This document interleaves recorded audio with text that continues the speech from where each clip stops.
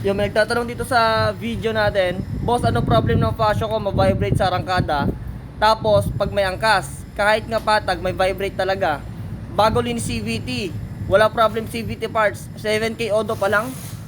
Para sa akin, pre, sa flyball yan o kaya dun sa tawag doon, slider piece. Yan, kailangan mo ng tamang flyball o bola-bola. Para Tamang tao. tamang mekaniko.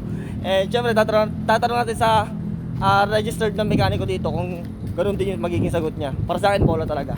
Tang, may nagtatanong, Ayan. ano daw problema ng fashion niya? Ma-vibrate daw sa arangkada, pati sa patag. Ano bang problema nun? Vibrate na Ma-vibrate daw siya. sa patag.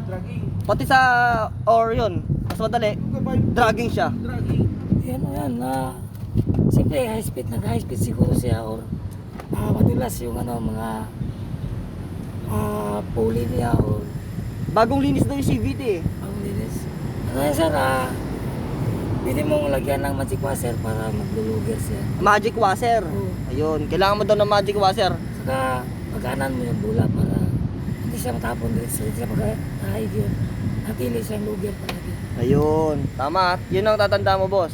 Kaya kailangan mo ng tamang bola para sa tamang kailangan mo ng tamang bola para dun sa weight mo. Yun. Tamang tao para sa tamang pag-ibig. Kaya nga, yan lang sir. Ayun lang. Ride safe. Ano yan? Ano yan? Nagkapalit ng gas spring. Isa akin, hindi masyado yun dahil Spring, nagpapalit din ng flashlight. mas pabor ako sa center spring lang. Center spring lang papalitan. Huwag mong gagalawin yung clutch spring. Stock clutch spring is okay. Okay, dahil dapat tagapin lang sa kunti. Kapit na siya. Oh, yun. Yan lang, boss. Ingat palagi. Hanggang sa muli. Paalam.